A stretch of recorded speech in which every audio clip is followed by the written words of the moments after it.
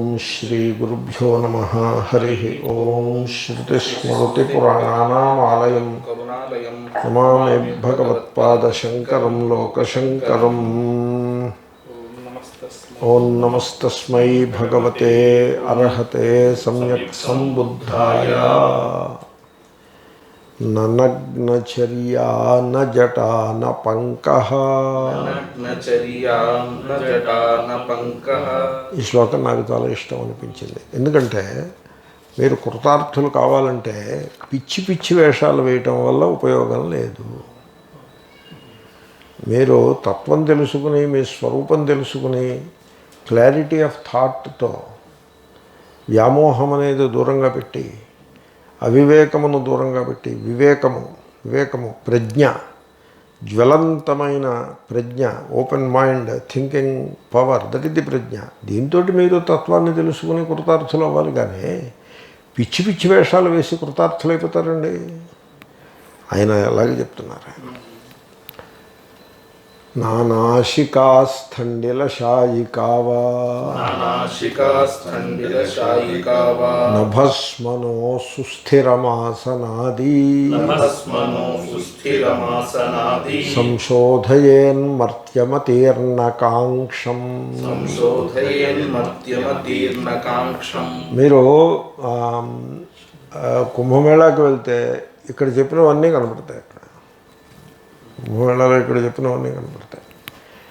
Kumbh Mela is India's greatest congregation. ఇది అని చెప్తారు, నిజమే. కానీ కుంభమేళాకి వల్ల ఆ ప్రాంతం అంతా కూడా కలుషితమైపోయి అంతంత జనాలను ఒక చోట పోగేసి ఆ నదీ గర్భం అంతా కూడా కలుషితమైపోయి ఆ నదంతా బురద కింద తయారయ్యి ఆ బురదలో అలాగా బట్టలు లేకుండా వెళ్ళిపోయి సాధువులందరూ స్నానాలు అవి చేసేసి దానిలో హిందూ ధర్మం యొక్క గొప్పతనం ఏముందా అని నేను వెతుక్కుంటూ గత కొన్ని సంవత్సరాల నుంచి ఇంకా వెతుక్కుంటూనే ఉన్నాను. నేను ఏదో ఉంటుందేమో, ఏదో ఉండాలేమో మరి అని వెతుక్కుంటూనే ఉన్నా. దొరికినప్పుడు ఆలోచిద్దాం. ఆయనంట ఇప్పుడు కుంభమేళాలో ఒక అతను ఒంటి కాలు మీద నిలబడి ఉన్నాడు. నేను చూశాను. ఒంటి కాలు మీద నిలబడి ఉన్నాడు. ఒక స్తంభం ఉంది. ఆ పండలు ఉంటుంది కదా, ఆ పండలకి స్తంభం మంచి బలమైన స్తంభం ఉంటుంది. ఆ స్తంభానికి మధ్యలో చేయపెట్టుకుందుకు ఒక చెక్క లాంటిది, ఫ్లాట్ చెక్క ఒకటి దానికి కట్టాడు, తాడేసి గట్టిగా కట్టాడు. దాన్ని ఆసరాగా చేసుకుని ఓ కాలు ఇలా మడత పెట్టి మోకాలు మీద పెట్టి అలా నిలబడున్నాడు. He just stands like that. And then nearby him ఒక పాత్ర ఉంటుంది, దాంట్లో జనాలు పైసలు వేస్తూ ఉంటారు. No what is that? ధనకాంక్ష పోలేదు. ఇలాంటి పనులు చేస్తేనేమిటి, చేయకపోతేనేమిటి, ధనకాంక్ష పోనప్పుడు, భోగాల మీద కాంక్ష పోలేదు, డబ్బంటే వ్యామోహం పోలేదు, కోరికలు తీరలేదు, ఇంకా కోరికలు అలా పెట్టుకునే కూర్చున్నారు. సో కాంక్షలను తరించవలెను అంటే కోరికలను దాటివేయవలెను అంటే ఏమిటి? ఆ కాన్షియస్నెస్లో, ఆ చేతనలో కోరిక అనేది లేకుండా అయిపోవాలి. కోరిక అంటే ఏమిటి? దేని కారణంగా నీ మనస్సులో నీకు ఒక వెలితి అనుభవానికి వస్తుందో, ఒక లోటు, ఒక లేకున అనుభవానికి వస్తుందో, ఒక దారిద్ర్యం, పావర్టీ అనుభవానికి వస్తుందో, ఒక ఇన్నర్ ఎంప్టీనెస్, శూన్యత అనుభవానికి వస్తుందో, అది కోరిక అంటే. హిందీలో పాట అవుతుంది, నీ ఉత్తరం వస్తుందని నేను ఎదురు చూశాను, రాలేదు, నాకు జగత్తంతా శూన్యంగా కనపడుతోంది అంటాడు.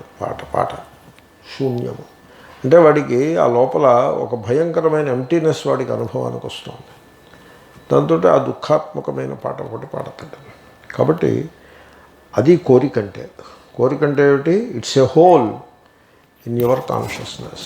It's a whole in the consciousness. ఆ హోల్ లేకుండా నువ్వు ఆ కోరికలు పర్టికులర్గా ఇది కోరాడు అది కోరాడని కాదు. అసలు దట్ సెన్స్ ఆఫ్ వాంట్, ఇది నాకు ఉంటే బాగుండు, అది ఉంటే బాగుండు అనే ఫీలింగ్ లేకుండా ఉండగలవా? చాలామంది అలాంటి ఫీలింగ్ తోటి ఉంటారు, ఆ ఫీలింగ్ తోటి ఉంటారు. అటువంటి ఒకప్పుడు కొంత వయస్సును బట్టి కొంతవరకు సహజమే కూడా. ఇప్పుడు బ్రహ్మచారి ఉన్నాడు, పెళ్లి చేసుకుని జీవితంలో సెటిల్ అవ్వాలనుకుంటాడు. వాడు కోరుకుంటాడు, నాకు ఒక అమ్మాయి, నాకు అనుకూలవతి అయిన భార్య కావాలి అని కోరుకుంటాడు. అదొక హోల్ ఉంటుంది వాడు హృదయంలో. భార్యాభర్తలు ఉంటారు, చక్కగా అన్యోన్యంగా కాపురం చేసుకుంటూ ఉంటారు, సంతానం లేదు, వాళ్ళకు ఒక హోల్ ఉంటుంది హృదయంలో, నాకు ఒక సంతానము కావాలి అని. పురుషుడికి ఉంటుంది, అంతకంటే ఎక్కువ స్త్రీకి ఉంటుంది. ఆ రకంగా ప్రతివాడు కూడా ఏదో ఒక కోరికను పెట్టుకుని ఉంటాడు. ఆ కోరికల మూలంగానే మీకు రిలీజియన్ అంతా కూడా అలాగ ముందుకు పోతూ ఉంటుంది. చిత్రం ఏమంటే, ఏ మొమెంట్లో అయితే నీ చేతనలో, కాన్షియస్నెస్లో ఏ రకమైన కోరిక లేక ఏ రకమైన భయము లేవో, అంటే నో సెల్ఫ్ ఇంట్రెస్ట్ కోరిక, నో సెల్ఫ్ కన్సర్న్ భయం, ఈ రెండు ఏ క్షణంలో లేవో ఆ క్షణంలో నీకు దేవుడనే సంకల్పం కలగదు. ఎందుకో తెలుసిన, తత్వమసి, ఆ దేవుడితో నువ్వు ఐక్యమై ఉన్నావు. దేవుడితో ఐక్యమై ఉంటే దేవుడు అనే సంకల్పం ఎందుకు కలుగుతుంది? కలగదు.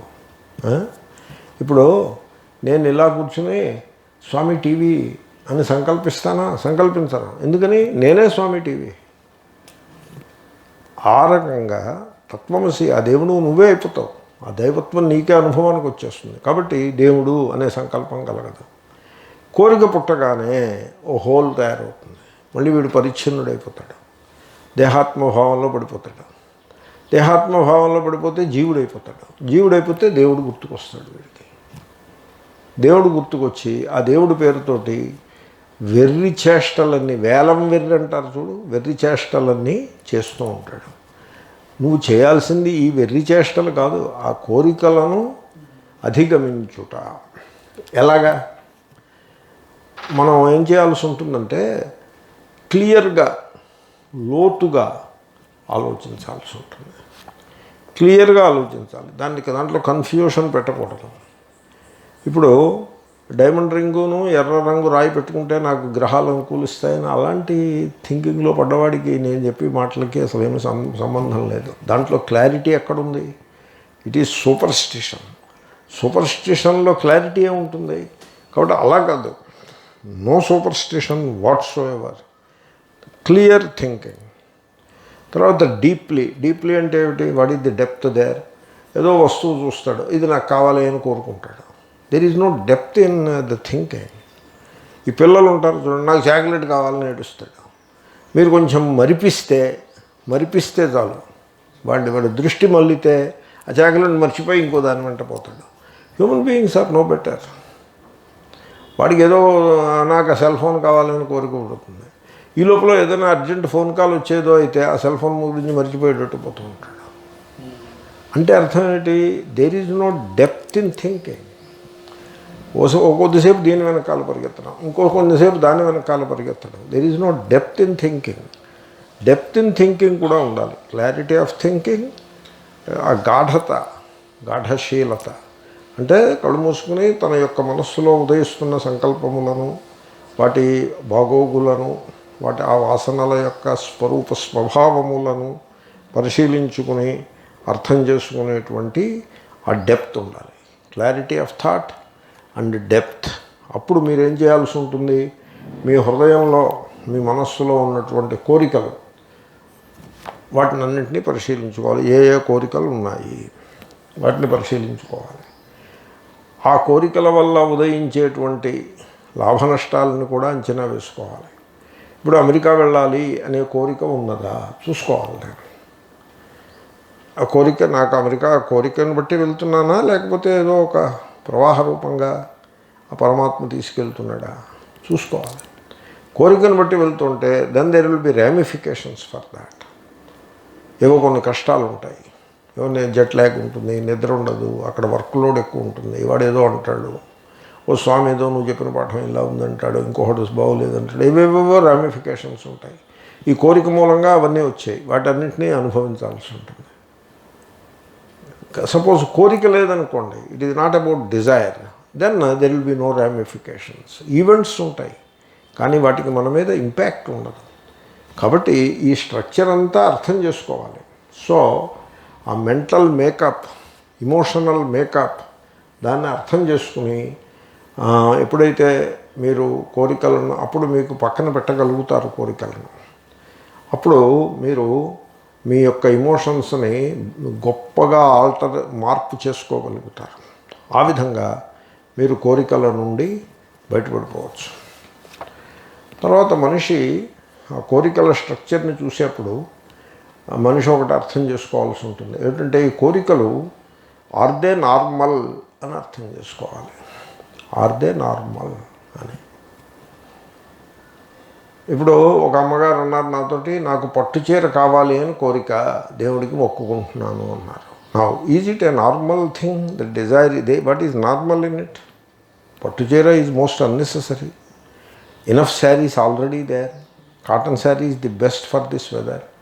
What you don't need is silken sari, but దానిని కోరుకుంటున్నారు. What is normal in it? It is abnormal. దానికోసం ఎప్పుడైతే కోరిక అబ్నార్మల్ అయిందో దాని నుంచి వచ్చేటువంటి యాక్షన్, కామ కర్మ, అది కూడా అబ్నార్మల్గానే ఉంటుంది. ఏవో పిచ్చి పిచ్చి పనులు చేయటం. ఇక్కడి నుంచి పూర్వం కారు ఎక్కి కంచి వెళ్ళిపోయి అక్కడ ఏదో షాపులో కూర్చుని చీరలోవి కొని తెచ్చుకునేవారు. ఇక్కడి నుంచి కంచి దాకా కారే. దేనికి? శారీస్కిను నూతన వస్త్రముల కోసం. What kind of desiring it is? Most abnormal. The desire is abnormal. The action that follows is abnormal. Everything is abnormal. ఆ రకంగా మనిషి అలా రాదు. వాటిని అన్నిటినీ ముందు తర్వాత కోరికలు, కామ కర్మ, యాక్షన్స్. కోరికలు, వాటిని బట్టి కర్మలు. ఆ కర్మల యందు స్ట్రగుల్ ఉంటుంది, ఎంతో ఘర్షణ ఉంటుంది. జీవితము అర్థరహితంగా తయారవుతుంది. ఈ ఘర్షణ కారణంగా జీవితంలో ఆనందము, సుఖము లేకుండా అయిపోతాయి. కాబట్టి ఈ కోరికలను మనం పరిశీలించాల్సి ఉంటుంది. తర్వాత ఇంకొకటి, ఇప్పుడు దేవుడు ఎక్కడో దూరంగా లేడు, దేవుడు నీ లోపల ఉన్నాడు. నీ లోపల ఉన్న దేవుణ్ణి నీవు కనుగొనాలి అంటే దేహము, ఇంద్రియములు, మనస్సు అవి పెట్టేటువంటి ఆ ఆటంకములను అధిగమించి ఒక గాఢత్వంలోకి నువ్వు వెళ్ళాల్సి ఉంటుంది. ఆ డీపర్ ఇన్నర్ ఎక్స్పీరియన్స్కి నువ్వు వెళ్ళాల్సి ఉంటుంది. ఎప్పుడైతే బాహ్య వస్తువుల కోసం వీడు తృష్ణని కలిగి ఉంటాడో ఆ ఆంతరమైన గాఢమైన తత్వచింతన చేసేటువంటి ఆ ప్రజ్ఞ వీడికి కరువైపోతుంది. ఆ ప్రజ్ఞ ఉండదు. ఊరికే వేదాంత వాక్యాలన్నీ దట్టించి మెదడులో పెట్టడానికి పనికొస్తాడు తప్ప బాహ్యమైనటువంటి వస్తువుల ఎడల కోరిక ఉన్నవాడు, క్రేవింగ్ ఉన్నవాడు ఆంతరమైన నిధిధ్యాసనమునకు అర్హుడే కాడు, బహిర్ముఖుడైపోతాడు. కాబట్టి ఈ బహిర్ముఖత్వమును మనము దూరం పెట్టాల్సి ఉంటుంది. There is a general rule.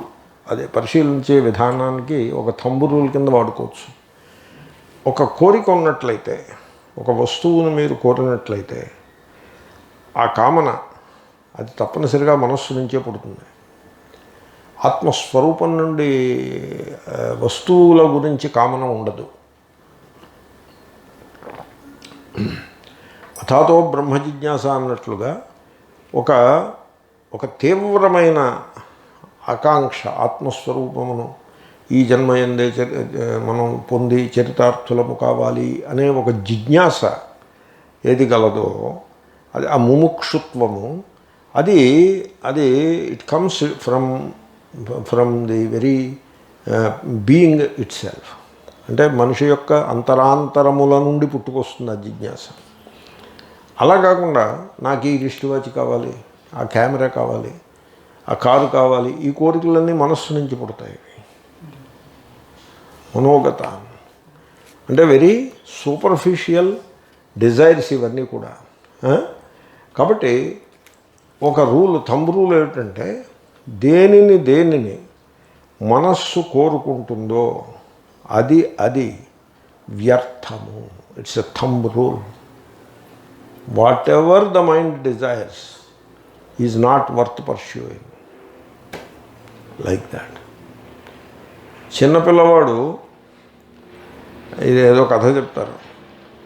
Birbal, Akbar Birbal కూర్చుని ఉంటే అక్బరు కొడుకో ఎవడో చిన్నపిల్లాడు వాడు ఏడుస్తున్నాడు. వాడు రాజకుమారుడు, వాడు ఏడుస్తున్నాడు. అక్బరు బీర్బల్తో చెప్పాడు, ఎందుకు ఏడుస్తున్నాడో చూడని. అది ఇంట్లో వాడి ఏడుపు గురించి చూసేదే ఉంది, కొద్దిసేపు ఏడిచి మానేస్తాడులే వాడు అని చెప్పాడు బీర్బల్. చెప్తే వాట్ డూ యు మీన్? రాజకుమారుడు, నేనేమో పాదుషా, వాడు ఏడుస్తుంటే చూడు, అసలు ఏం కావాలో చూడు సార్ నువ్వు అని అక్బర్ కోపడ్డాడు. సరే బీర్బల్ సరే అని వెళ్ళి వాడి దగ్గరికి వెళ్ళి వాడిని బుజ్జగించి ఎరా నీకేం కావాలని అడిగాడు. నాకు ఏనుగు కావాలని చెప్పాడు వాడు. అంటే బీర్బల్ అక్బర్ పాదుషాతో చెప్పాడు, వాడు ఏనుగు కావాలంటాడు. పోనీ దానికే ఉంది, ఏనుగుల చాలా పెద్ద దూరం లేదు. వాడిని ఒక గంట కొట్టాడు. ఎవర్రా అక్కడ అంటే పహారా హుషారు వాడు ఎవడో పరిగెత్తుకొచ్చాడు, బల్లె ఒకటి పట్టుకుని. సార్ అని వెళ్ళి ఆ ఏనుగుల శాలకి వెళ్ళి వాడితో చెప్పి, ఆ మావటిని చెప్పి, ఓ ఏనుగు నా కిటికీ దగ్గరికి తోలుకురా అని చెప్పాడు. ఈ కుర్రాడితో చెప్పాడు, ఏనుగు వస్తుందమ్మా ఆ కిటికీ దగ్గర నిలబడాలి. ఆ కిటికీ దగ్గర గుమ్మం దగ్గర. సరే వాడు ఏడుపు మానేశాడు. మళ్ళీ బీర్బల్ అక్బరు వాళ్ళు రాజ్యానికి సంబంధించిన ప్రధానమైన విషయాలు చర్చించుకుంటూ ఉన్నారు. ఈ లోపల ఏనుగు వచ్చింది. ఆ ఏనుగు వచ్చి కిటికీ దగ్గర నిలబడింది. మావటీడు అవతల వైపు ఉన్నాడు. ఆ ఏనుగు తొండం అది పట్టుకున్నాడు ఈ కుర్రాడు. మళ్ళీ ఏడవడం ప్రారంభించాడు. ఓకే, అప్పుడు మళ్ళీ పాదుషా బీర్బల్ కేసు చూశాడు. బీర్బల్ ఈసారి ఆర్గ్యూ చేయలేదు. ఆ చేస్తున్న చర్చ పక్కన పెట్టి మళ్ళీ వెళ్ళాడు ఆ కుర్రాడు దగ్గరికి. ఏం కావాలరా అన్నాడు. అంటే వాడు చెప్పాడు, వాడి దగ్గర ఒక రింగ్ ఉంది, ఆ ఏనుగుని రింగులో దోర్చమని కోరాడు ఆ కుర్రాడు. అప్పుడు బీర్బల్ పాదుషా దగ్గరికి వచ్చి, ఇప్పుడేం కావాలంటే ఆ ఏనుగుని ఆ రింగులో దూర్చాలి అని అంటున్నాడు. అంటే వాడు అక్బర్ అంటాడు, వాడు కొద్దిసేపు ఏడ్చి వాడే మానేస్తాడు, నువ్వు వచ్చి కూర్చోమంటాడు. అది అర్థమైందో మీకు? కాబట్టి మనస్సులో పుట్టే కోరికలు అలా ఉంటాయి. వాటిలో వేటికి వాల్యూ లేదు. There is no value. Therefore వైరాగ్య సందర్భంలో నేను మాట చెప్పాను, you take it as a thumb rule. Whatever the mind feels that it wants, you don't need it. అదొక రూల్ కింద పెట్టుకో అంతే. పొట్టలో ఆకలి వేసిందనుకోండి, it is not the mind which wants food, so you need it. Okay, దాహం వేసిందనుకోండి, మంచినీళ్ళు, you need it. Coke mind కావాలంటుంది, కోకాకోలా కావాలంటుంది, you don't need it. What ever the mind wants, you don't need it. That is the thumb rule. So ఈ విధంగా ఆ కోరికల యొక్క స్ట్రక్చర్ని అర్థం చేసుకుని మనం వాటి నుంచి బయటపడాల్సి ఉంటుంది. తర్వాత చాలా అవసరం అది. ఎందుకంటే మీ శక్తి ఏమైపోయింది? మీకు అనంతమైన శక్తి కలదు. ఆత్మస్వరూపులై ఉండి అనంత శక్తి సంపన్నులై ఉన్నారు కదా, ఆ శక్తి అంతా ఏమైపోయింది అంటే ఒకడు అంటాడు, అదంతా నిద్రపోతూ ఇక్కడెక్కడో ఉందంటాడు. Don't fall into all that. Okay, ఆ శక్తి అంతా ఏమైపోయిందో తెలుసిన, అర్థం పర్థం లేని కోరికల వైపు మనస్సులు పరుగు తీయడంతోటి ఆ శక్తి అంతా కూడా లీక్ అయిపోయింది, నిర్వీర్యం అయిపోయింది. అంతే, అదంతా కూడా డిసిపేట్ అయిపోయింది. అనేకములైన భయములు, అంధవిశ్వాసములు పెట్టేసుకోవడంతో ఆ శక్తి అంతా కూడా చెల్లాచెదరైపోయింది. ఆ శక్తి నువ్వు కోరికలను కట్టుబెట్టే, దాంతో భయాలు వాటంతటా అవే పోతాయి. నువ్వు వాటి గురించి ఏం చేయనక్కర్లేదు. ఎందుకంటే భయాలన్నీ కోరికల నుంచే పుట్టుకొస్తాయి. అప్పుడు నువ్వు ఒక అద్భుతమైన మహాశక్తి నీకు అనుభవానికి వస్తుంది. ఆ spiritual energy, that is exactly what you need for self realisation. ఇంకా అంతకంటే మీకు వేరే ఎనర్జీ ఏమక్కర్లేదు. అదే కుండలిని అంటే, అదే, nothing more than that. Therefore కామనలు అనేది it's a big drain on spiritual energy అని అది అర్థం చేసుకోవాలి. కామనలు, వాటిని అనుసరించి వచ్చేటువంటి యాక్షన్స్, కర్మలు, వాటిని అనుసరించి వచ్చేటువంటి ఘర్షణ, ఇదంతా కూడా ఒక పెద్ద డ్రైన్ అయిపోతుంది శక్తి మీద. ఆ డ్రైన్ని మీరు కట్టిపెట్టేస్తే మీరు అనంత శక్తిని అనుభవానికి తెచ్చుకోగలుగుతారు. తర్వాత ఎప్పుడూ కూడా సర్వే భవంతు సుఖినః అని కోరుకోవాలి తప్ప వన్స్ ఓన్ ప్లెషర్ని కోరుకోకూడదు. అందరూ సుఖంగా ఉండాలనే కోరుకోవాలి. నేను ఒక్కడిని సుఖంగా ఉండాలి అనే కోరికనే కోరుకోకూడదు. అంచేతనే మీరు దేవాలయానికి వెళ్ళినట్లయితే అందరూ జమగుడతారు. అక్కడ అందరూ జమ అవుతారా? జమ అయ్యి వాళ్ళు ఏం చేస్తారంటే ఎవడికి వాడు తన కోరికను తీర్చుకోవడం కోసం దేవుడికి పూజ చేస్తారు. 101 రూపాయలు కడితే మీ గోత్రనామాలు అని వాడు ఏదో పెడతాడు. వాడు కామర్స్ కదది. 101 రూపాయలు పెడితే గోత్రనామాలు అన్నది is it not commerce? It is commerce. So why should you allow commerce in to the worship? అంటే మరి టెంపుల్ అది. టెంపుల్ అంటే పురోహితులకి జీతాలు ఇవ్వాలి, టెంపుల్ మెయింటెనెన్స్ ఉంటుంది, దానికి ఆదాయం ఉంటుంది, ఖర్చు ఉంటుంది. Now it has become commerce. ఇప్పుడు a place where worship has to go on, it has a budget and it has accounts and it has money, ఆదాయము వ్యయము ఉందంటే వర్షిప్ బ్యాక్గ్రౌండ్లోకి పోతుంది, ఇది ప్రధానం అయిపోతుంది. సో వాళ్ళు ఏదో పెడతారు అలాగా. మీరు గోత్రనామాలతో పూజ చేయించుకుంటే 1000 రూపాయలు అంటాడు. వీళ్ళందరూ 1000 రూపాయలు ఇచ్చి పేర్లు రాయించుకుంటారు. ఆ పేర్లన్నీ చదువుతాడు వాడు అక్కడ కూర్చొని. మంత్రం చదవడం, పేర్లు చదవడానికి అరగంట పడుతుంది. ఆ పేర్లు కొన్ని సరిగ్గా ఉండవు. కేవి సుబ్బారావు, నా పేరు కేవి సుబ్బారావు కాదు, కేపి సుబ్బారావు అంటాడు వాడు. అప్పుడు సారీ అని మళ్ళీ కేవి సుబ్బారావు మహోదయస్య అంటూ మళ్ళీ దానికి ఏదో సంస్కృత భాషలో దాన్ని పెట్టడం, దానికి ఒక షష్ఠీ విభక్తి యాడ్ చేయటం, మళ్ళీ సహకుటుంబానాం అనే విభక్తి వ్యత్యయమును వచన వ్యత్యయం మనం చేసుకోవాలి వాడు చెప్పేదానికి. What is all that? అదేమిటో తెలుసిన, దేవాలయం పేరిట మొత్తం సమాజం అంతా అక్కడికి చేరిందే తప్ప ఎవడికి వాడు తన సుఖాన్ని తాను కోరుకుంటున్నాడని తెలియట్లేదు. దేవుణ్ణి అందరి సుఖమును కోరి వర్షిప్ చేయొచ్చు కదా. ఈ చేతస్థం ఎందుకు? ఈ గోల ఎందుకు? ఈ పేర్లన్నీ లిస్టు అంటే అందరి సుఖం కోసం కోరితే డబ్బులు రాలవు, ఇలా పెడితే డబ్బులు రాలుతాయి. అంటే మనిషి ఏమైపోయాడనమాట, తన సుఖమును కోరుకునే స్థితికి చేరుకున్నాడు. అటువంటి వ్యక్తి ఆత్మస్వరూపానికి అర్హుడు కానే కాడు. కాబట్టి ఈ విధముగా కోరికలలో ఉన్నటువంటి ఆ బోల అంటే డొల్లదనం, దాంట్లో ఏమీ సారం లేదు. దానిని గుర్తించి అలా గుర్తిస్తూనే మనం కోరికల నుండి బయటపడిపోతాం. ఎక్స్పెక్టేషన్స్ కూడా కోరికలే. Suppose I expect something from you అన్నామనుకోండి, అది కోరికే అవుతుంది. ఎక్స్పెక్టేషన్. నేను అప్పుడు నీకు ఆ ఉపకారం చేశాను కదా, మళ్ళీ తిరిగి నాకు ఉపకారం నువ్వు చేస్తావని నేను అపేక్షించాను అంటాడు, అది కోరికే అవుతుంది. యాంటిసిపేషన్ కూడా కోరికే. యాంటిసిపేషన్ అంటే వాడు అమెరికా నుంచి వస్తున్నాడా, ఎప్పుడు వస్తున్నాడు, రేపు పొద్దున వస్తున్నాడు, ఓహో మరి నాకేం పట్టుకొస్తాడో. వాడు ఏం పట్టుకురాడు, వాడికి తోచిన వాళ్ళకి వాడు పట్టుకొస్తాడు. ఈ ముసలాడికి వాడు ఏం పట్టుకురాడు. అప్పుడు ఈ ముసలాడు ఏమైపోతాడు, వీడి కోరిక భగ్నమైపోతుంది. యాంటిసిపేషన్, అది కూడా కోరిక. No expectation, no anticipation, no desire. అలా ఆ పూటకి లభించినటువంటి ఆహారం, ఇంగ్లీష్లో గ్రబ్ అంటారు, ఏది లభిస్తే అది, ఏది దొరికితే అది, ఏదో ఒకటి దొరుకుతుంది. ఒకప్పుడు వేడిగా ఉంటుంది, ఒకప్పుడు చల్లగా ఉంటుంది, ఒకప్పుడు పుల్లగా ఉంటుంది, ఒకప్పుడు కమ్మగా ఉంటుంది, ఒకప్పుడు కారంగా ఉంటుంది, ఒకప్పుడు కమ్మగా ఉంటుంది. ఇటువటుగా అడ్జస్ట్ చేసేసి ఇటు తిప్పి మొత్తానికి make a meal out of it, create a meal out of it and finish the job and be done with it, over. ఎప్పుడూ ఆలోచన ఏమిటంటే dinner or lunch is not meant for pleasure, it is only meant for keeping the body going. Breakfast దేనికి? Enjoyment కోసం కాదు, lunch time దాకా బాడీని నిలబెట్టడానికి. Lunch దేనికి?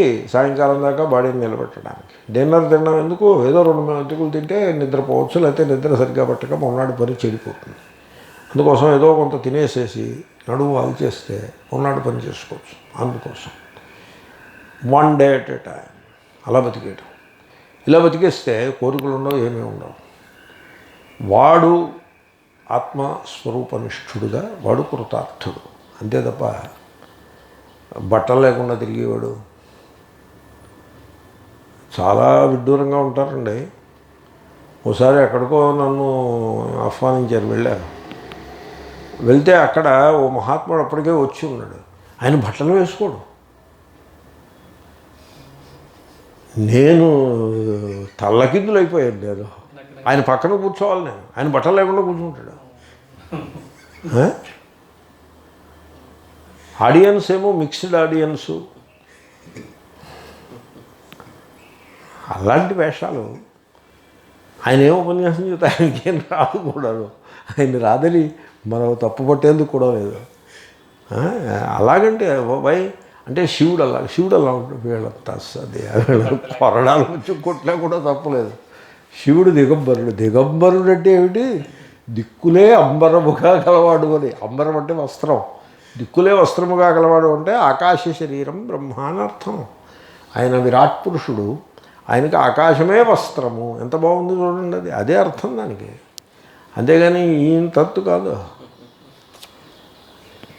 అబ్బెబ్బెబ్బెబ్బే చూసి వాళ్ళు అలాగ డిస్టర్బ్ అయిపోతూ ఉంటారు. 1.5 hours కూర్చుంటే 1.5 hours వాళ్ళు డిస్టర్బ్ అవుతూనే ఉంటారు ఈ అవతారాన్ని చూసి. అలాంటి పనులు చేయకూడదు. ఏదో అందరూ నలుగురు బట్టలు కట్టుకుని తిరుగుతున్నప్పుడు బట్టలు కట్టుకుని ఉండాలి. మొత్తం అందరూ బట్టలు లేకుండా ఉంటే అప్పుడు నడిచిపోతుంది. తర్వాత ఇంకో కొంతమంది జటలు పెంచేస్తారు. జటలు మీరు పెంచక్కర్లేదు. మీరు జుట్టు బాగా పెరిగినట్లయితే దానికి సంస్కారం సరిగ్గా చేయకుండా రోజు తలను తీసుకెళ్ళి ఆ గంగానదిలో ముంచుతూ ఉండడం తీస్తూ ఉండడం అలా చేసినట్లయితే ఆ మట్టి, ఆయిలు, తర్వాత డాండ్రఫ్ ఇవన్నీ కలిపి ఒక ఫన్నీ మిక్స్ కింద తయారయ్యి గమ్మీగా అది జట కింద కడుతుంది. దాన్ని అలా వదిలేస్తాడు. అది అనుకుంటాడు జటలు వచ్చాయంటే అది ఈశ్వరుడు వీడికి ఏదో చేస్తున్నాడని వీడేమో ఇంటర్ప్రిటేషన్ చెప్తాడు. ఈశ్వరుడికి పనేం లేదండి, వీడికి జటలు కట్టించడం, ఈ అమ్మాయికి జటలు కట్టే, ఆ అబ్బాయికి జటలు కట్టే, ఇదే is it a signal of spirituality? జటలు కట్టడం is it a signal of spirituality? ఎవడు చెప్పాడండి? ఇలా తయారైంది ఏంటండి మతం? ఇవేమీ కాదు.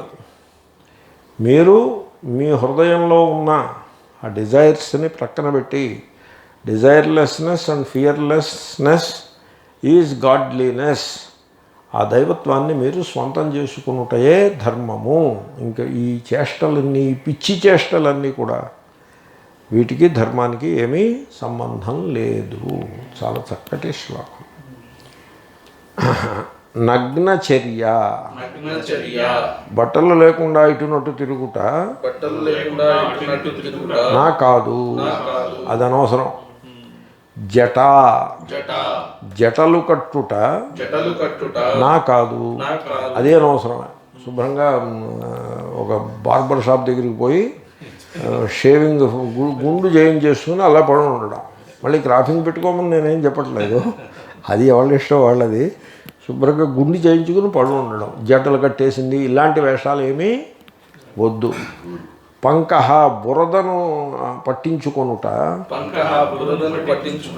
నా కాదు. అది గంగానదిలో బురద, ఆ బురదకి కూడా చాలా విలువ ఉన్నది.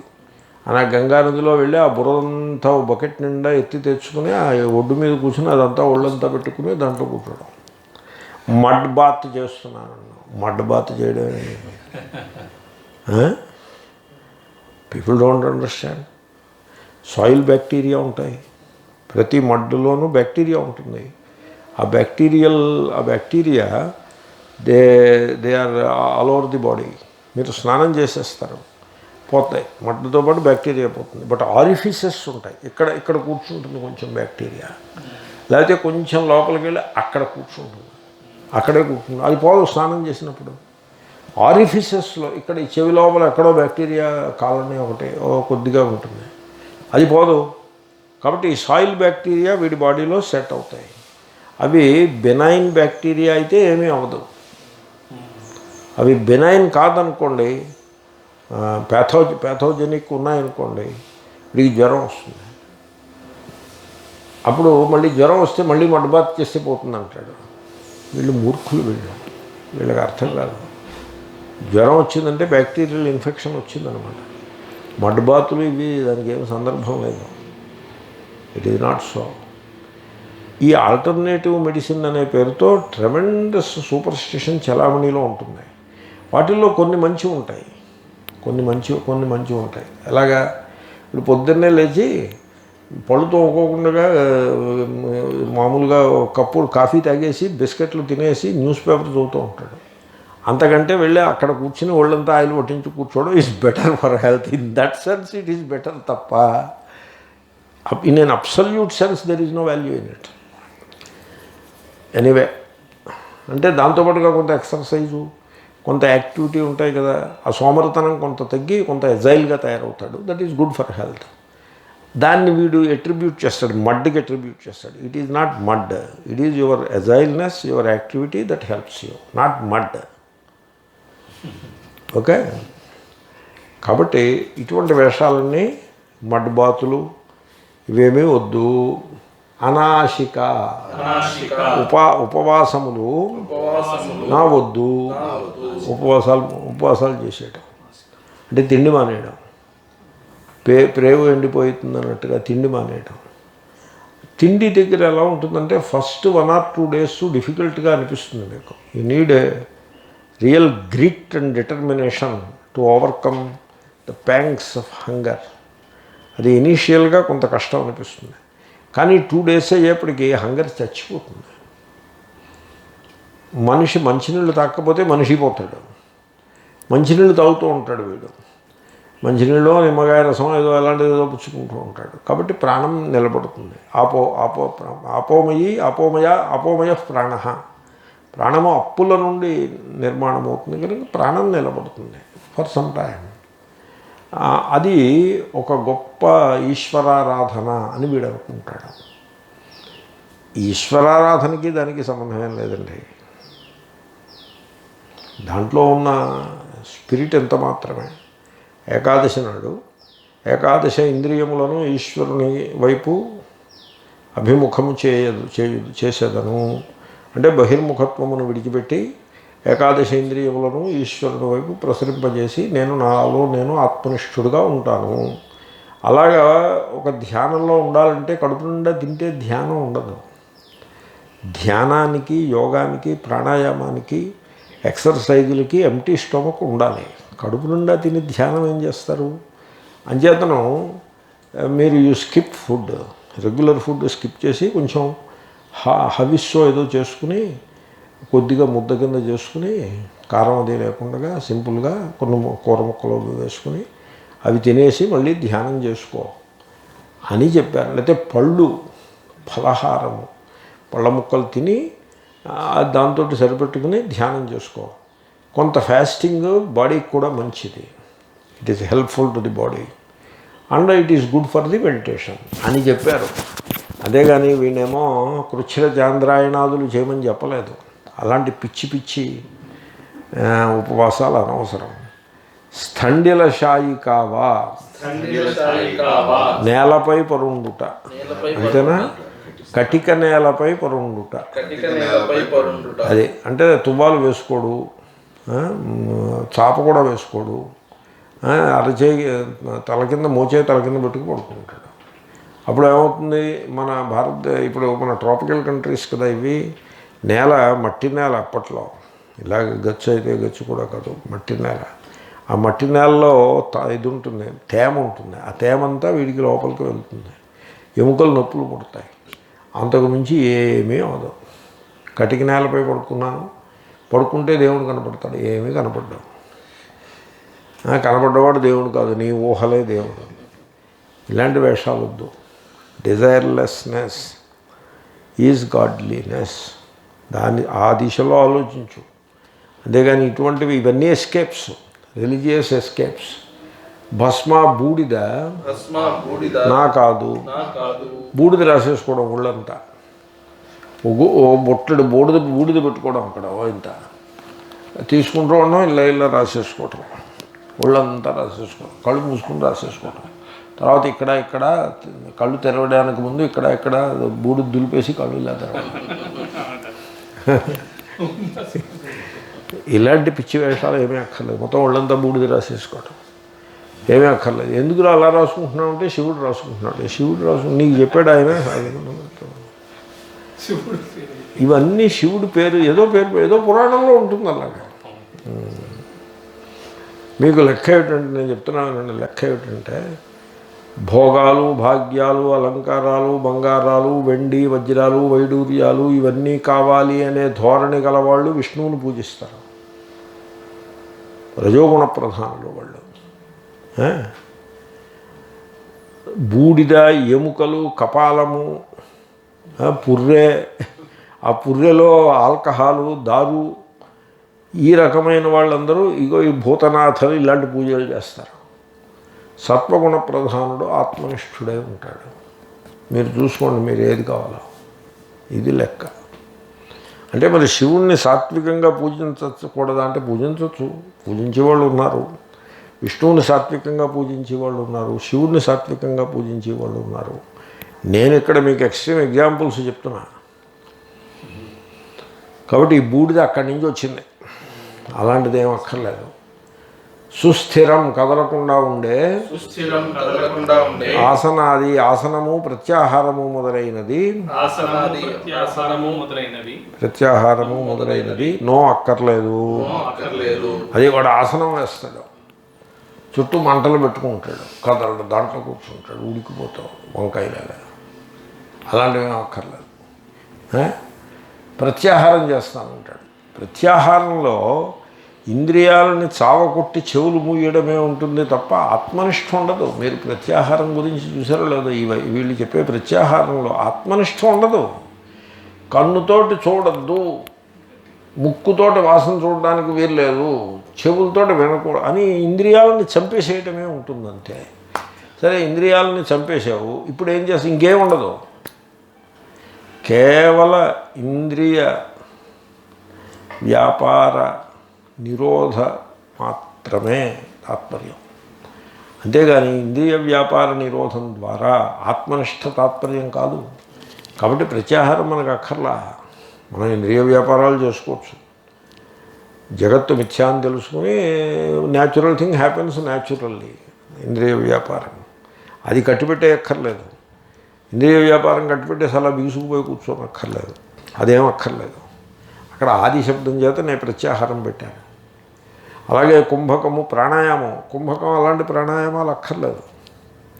జాలంధర బంధం వెయ్యి అంటే ఈ యాపిల్స్, యాడమ్స్ యాపిల్ ఉంటుంది, దీన్ని బంధం వేయి, లేకపోతే మూల బంధం వేయి, ఈ బంధం వేయి, ఆ బంధం వేయి అనేదో చెప్తారు.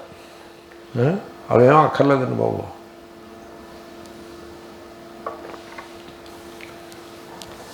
మామూలు ప్రాణాయామం చాలు for good health of the body, not for atmanishta. Good health leads to atmanishta, that is a different matter.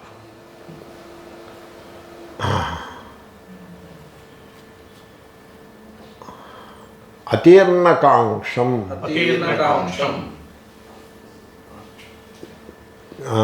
కోరికలను దాటివేయని మర్త్యం మనుష్యుని నగ్నచర్య న సంశోధయేత్, జటా న సంశోధయేత్, అక్కడ పంకః న సంశోధయేత్, అనాశికా న సంశోధయేత్, స్థండిలశాయికా వా న సంశోధయేత్, భస్మ న సంశోధయేత్, సుస్థిరం ఆసనాది నో సంశోధయేత్. అనగా ఇవి ఏవి కూడా అట్టి వాణిని శుద్ధాంతఃకరణునిగా చేయలేవు. అంతఃకరణ శుద్ధి కావాలి తప్ప కోరికల్ని త్రోసిపుచ్చుట ద్వారా అంతఃకరణ శుద్ధి కొరకు మీరు ప్రయత్నించాలి తప్ప ఇటువంటి వెర్రి వేషాలు పిచ్చి వేషాలు మానేయండి. ఓకే,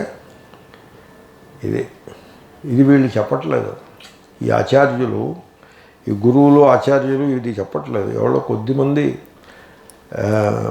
కొద్దిమంది మాత్రమే ఇంత బుద్ధుడు చెప్పినట్టుగా చెప్తున్నారు. ఇలాంటి శ్లోకాలు చూసి ఇదిగో బుద్ధుడు దైవ వ్యతిరేకి, దీంట్లో దైవ వ్యతిరేకం ఉంది. వీళ్ళు వేసే వేషాలకి దైవ సంబంధం లేదు, వీటిని కాదంటే దైవ వ్యతిరేకం కాదు. అదే నగ్నచర్యా న జటా న పంకః నానాశికా స్థండిలశాయికా వా న భస్మనో సుస్థిరమాసనాది సంశోధయేన్మర్త్యమతీర్ణకాంక్షం సమశ్చరేద్యః సమలంకృతోపి